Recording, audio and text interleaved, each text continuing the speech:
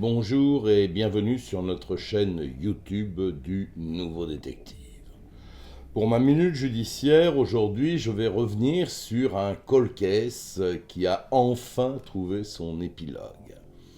Et c'est en grande partie grâce à l'émission Appel à témoins, présentée par Julien Courbet, diffusée sur M6, le 12 juin 2023, que l'affaire Tessa Rambo a connu un dénouement.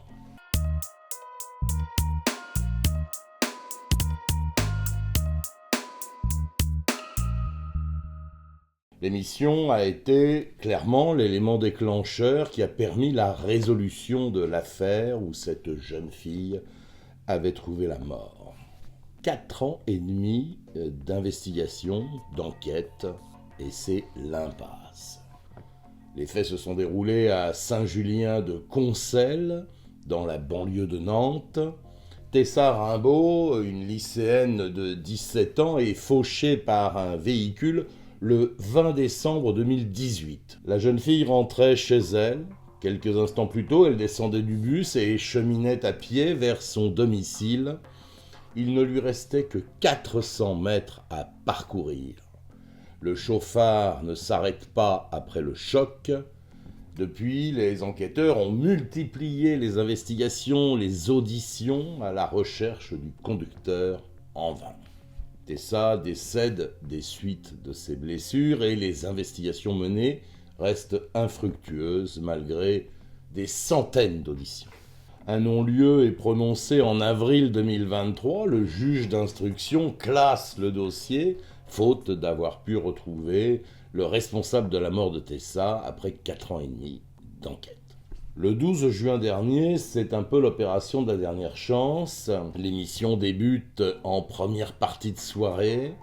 Julien Courbet plante le décor et la maman de Tessa fait un témoignage très émouvant où elle implore les téléspectateurs de dire s'ils détiennent des indices ou des éléments qui pourraient permettre de faire avancer ce dossier. Très vite, le standard sature. De nombreux téléspectateurs apportent leurs témoignages, 84 mails, 45 appels. Sur place, les policiers et gendarmes trient les messages. 4 mails et 4 appels désignaient précisément soit un suspect, soit d'autres personnes susceptibles d'identifier le chauffeur. 2 jours plus tard, une personne contactait la gendarmerie sur le numéro dédié et dénonçait nominativement l'homme qui était responsable de cet accident. Le témoin précise avoir reçu à 2 reprises les confidences d'un ami qui, à chaque fois, avait trop bu et lui aurait avoué être à l'origine de l'accident qui a coûté la vie à Tessa. 3 autres personnes auraient également été dans la confidence. Le 16 juin, le parquet réouvre une information et le même suspect, Anthony, âgé de 24 ans, était désigné donc par plusieurs personnes. Ce jeune homme est interpellé et placé en garde à vue mardi dernier. Il résiste pendant 36 heures aux questions des enquêteurs avant in fine de reconnaître sa responsabilité dans ce drame épouvantable. Après ses aveux, Anthony a été mis en examen pour homicide involontaire et écroué. Anthony précise qu'il était conscient de ce qu'il avait fait et qu'il a malgré tout décidé de fuir ses responsabilités. Il est originaire de Saint-Julien-de-Concelles. Il travaillait au moment des faits dans l'entreprise familiale spécialisée dans le terrassement.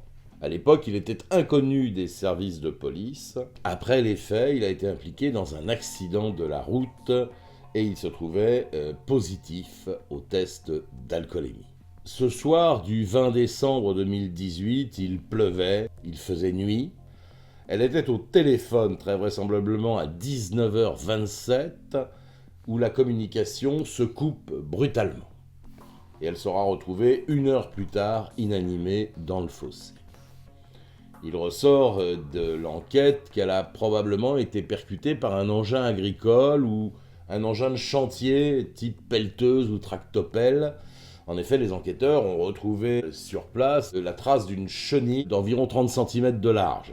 Malheureusement, il n'y a pas de témoins visuels, de témoins directs de l'accident. Les enquêteurs avaient ciblé l'entreprise où travaillait Anthony, il avait même été entendu à la gendarmerie, mais à l'époque, aucun indice ne permettait de le confondre.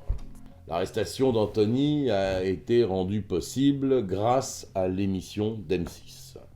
Le témoin déterminant l'a regardé et c'est ce qui l'a décidé à appeler les gendarmes.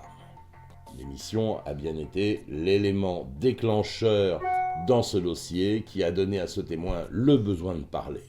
Information confirmée par le procureur de la République, Renaud Gaudol, qui était présent sur le plateau lors de l'émission. La maman de Tessa dit ne pas ressentir de haine vis-à-vis de celui qui a enlevé la vie de sa fille. Cette femme admirable de dignité veut simplement connaître les circonstances précises des faits.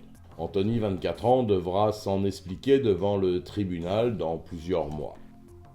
Voilà, c'est une affaire à suivre. C'était ma minute judiciaire. Je vous dis à la semaine prochaine sur notre chaîne YouTube du Nouveau Détective pour une nouvelle affaire.